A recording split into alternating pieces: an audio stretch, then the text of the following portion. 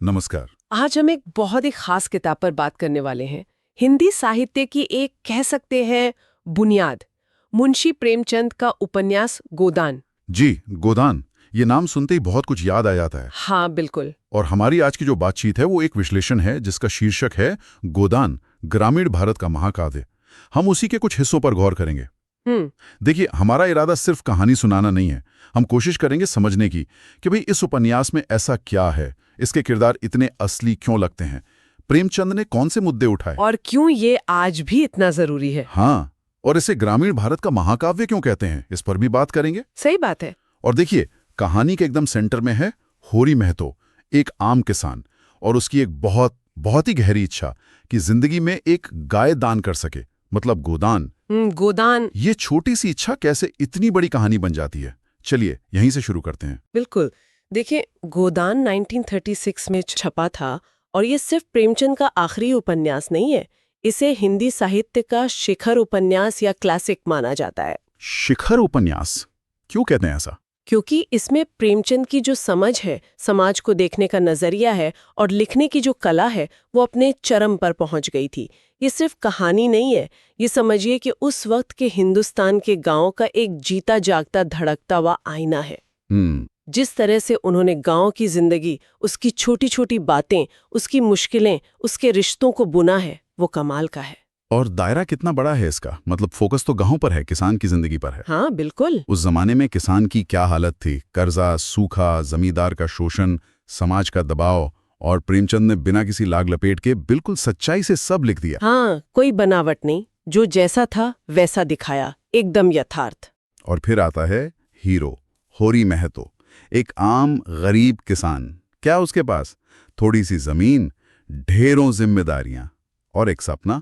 हाँ, वही सपना। पूरी जिंदगी की बस एक इच्छा कि मरते वक्त उसके हाथ से गाय दान हो जाए। अब सुनने में तो ये एक पूजा पाठ की बात लगती है। लगती तो है, पर है नहीं, सिर्फ उतनी सी। वही, होरी के लिए इसका मतलब कहीं ज्यादा गहरा है। शायद समाज में इज्जत पाने का तरीका, या अपनी नाकामियों से ऊपर उठने का एक जरिया। ये इच्छा जैसे उसकी पूरी जिंदगी का केंद्र बन जाती है। बिल्कुल। और होरी का किरदार ही देखिए ना, कितना सच्चा है, ईमानदार आदमी है, मेहनती है, दिल का बुरा नहीं है। लेकिन उसकी ये सारी अच्छाई, सारी मेहनत उसे उस गरीबी और शोषण के जाल से निकाल नहीं पाती। वो अपनी थोड़ी सी जमीन बचाने, परिवार की इज्जत रखने के लिए लगातार लड़ता रहता है। और सबसे दुख की बात यह है कि वो कर्ज के एक ऐसे चक्कर में फंसा है जो कभी खत्म ही नहीं होता। बीज के लिए कर्ज, लगान के लिए कर्ज, बेटी की शादी के लिए कर्ज। और वो कर्ज बढ़ता ही जाता है। हाँ, बढ़ता जाता है, उसे और उसके परिवार को पूरी तरह जकड़ लेता है। ऐसा लगता है जैसे ये पीढ़ियों से चला आ रहा है। लेकिन इस लड़ाई में होरी अकेला नहीं है। उसकी पत्नी धनिया, वो तो एक बहुत ही मजबूत किरदार है। हाँ, धनिया तो कमाल है। मुझे तो कई बार लगता है कि वो होरी से भी ज्यादा हिम्मत वाली है। जहां होरी थोड़ा दब जाता है, हालात के आगे झुक जाता है, वहां धनिया आवाज उठाती है। बिल्कुल, वो बोलती है, विरोध करती है। वो सिर्फ एक बेचारी पत्नी नहीं है, वो परिवार की ढाल है, उसकी आवाज है। वो समझती है कि कौन उनका फायदा उठा रहा है। सही, और उसका विरोध करने की हिम्मत भी रखती है, भले ही कोई सुने ना सुने।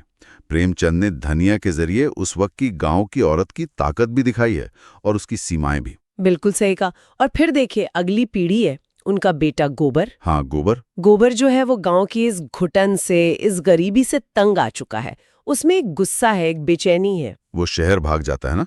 हाँ, लखनऊ चला जाता है, मजदूर बन जाता है, एक नई दुनिया देखता है।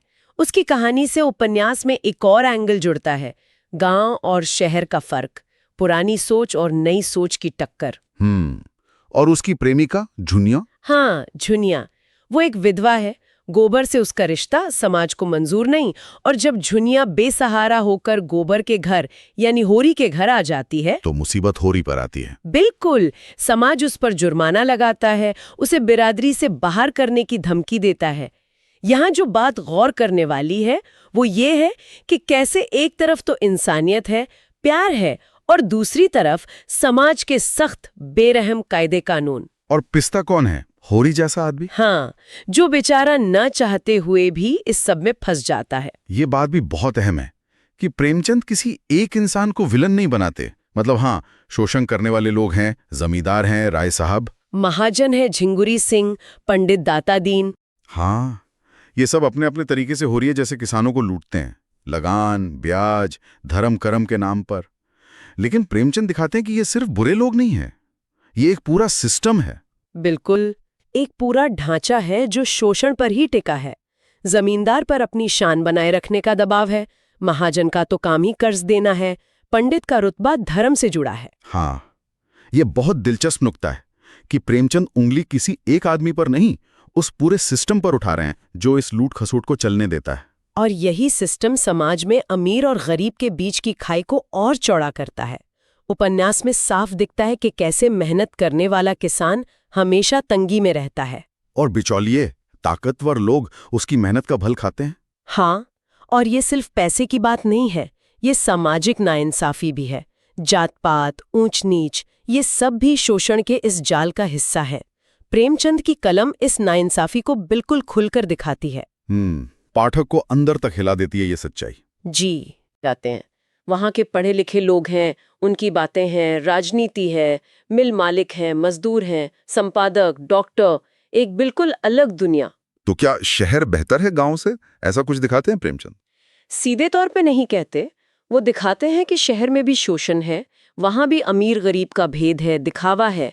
हाँ, ये हो सकता है कि वहाँ मौके ज्यादा हों, सोच है थोड़ी खुली हो। हाँ शायद, लेकिन जो बुनियादी इंसानी दिक्कतें हैं वो शहर में भी मौजूद हैं। तो शहर और गांव का एक कॉन्ट्रास्ट तो बनता है, पर कोई आसान सा जवाब नहीं मिलता कि कौन बेहतर है। समझ गया। और गोबर का शहर जाना, वहां का तजुर्बा लेना, फिर गांव लौटना, ये सब पुरानी सोच और नई सोच के टकराव को बड़े अच्छे से दिखाता है। गोबर गांव की रूढ़ियों पर, जात पात पर, अंधविश्वास पर सवाल उठाता है। उसमें एक नई चेतना आती है, लेकिन क्या वो पूरी तरह बदल पाता है? अच्छा, क्या शहर उसे वो सब देता है जिसकी तलाश में वो गया था? प्रेमचंद दिखाते हैं कि ये बदलाव इतना आसान नहीं है। पुरानी जड़ें बहुत गहरी हैं और नए रास्ते भी मुश्किलों से भरे हैं। मतलब एक कश्मकश है। हाँ, ये कश्मकश सिर्फ गोबर के अंदर नहीं, उस पूरे समाज में चल रही थी जो बदल रहा था। उपन्यास इस उथल पुथल को बड़ी ईमानदारी से पकड़ता है। लेकिन इन सब बातों के बीच होरी का क्या होता है? उसका वो सपना, एक गाय का, उसका क्या हुआ? हाँ, होरी, जिंदगी की जो सच्चाई है वो इतनी कठोर है कि उसे सपने के पास भी नहीं आने देती। कर्ज बढ़ता जाता है, जमीन छिन जाती है, शरीर साथ छोड़ने लगता है। उफ। समाज का दबाव, पैसों की तंगी उसे अंदर से बिल्कुल तोड़ देती है। और अंत तो बहुत ही दर्दनाक है। क्या होता है अंत में? होरी मर रहा होता है और उसकी पत्नी धनिया, जिसके पास कफन के लिए भी पैसे नहीं होते, वो पड़ोसी से कुछ पैसे उधार लेती है। हाँ। और मरते हुए होरी के हाथ से उन्हीं पैसों का गोदान करवाती है, क्योंकि असली गाय तो वो तो कभी मिली ही नहीं। ओह, मतलब जीवन भर की इच्छा एक मजाक बनकर रह गई। बिल्कुल, एक क्रूर मजाक। तो इसका कुल मिलाकर मतलब क्या समझे? ये अंत हमें क्या बताता है? इसका मतलब बहुत गहरा है। ये सिर्फ होरी की अपनी हार नहीं है, ये उस पूरे किसान समाज की तकदीर का इशारा है, जो कहलाता तो अन्नदाता है पर मरता है अपनी एक छोटी सी इच्छा पूरी किए बिना। उपन्यास का जो मुख्य संदेश है वो कई सतहों पर है। पहला तो साफ है, भारत के किसान की बुरी हालत, उसका कभी न खत्म होने वाला संघर्ष। जी।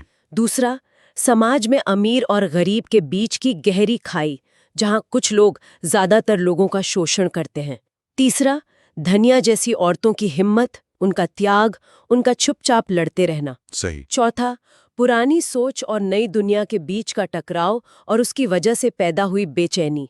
और सबसे बड़ी बात, ये उपन्यास उस पूरे शोषण करने वाले सिस्टम पर चोट करता है जो धर्म, जात, पैसे के नाम पर इंसान को कुचलता है। प्रेमचंद कोई हल नहीं देते। नहीं, हल नहीं देते, लेकिन सवाल इतने जोर से उठाते हैं कि आप सोचने पर मजबूर हो जाते हैं। वो समस्या को उसकी पूरी भयावहता के साथ हमारे सामने रख देते हैं। इसीलिए इसे महाकाव्य कहा जाता है। हाँ बिल्कुल, इसीलिए, क्योंकि महाकाव्य किसी एक हीरो की कहानी होते हुए भी पूरे जमाने का, पूरे समाज का अक्स होता है।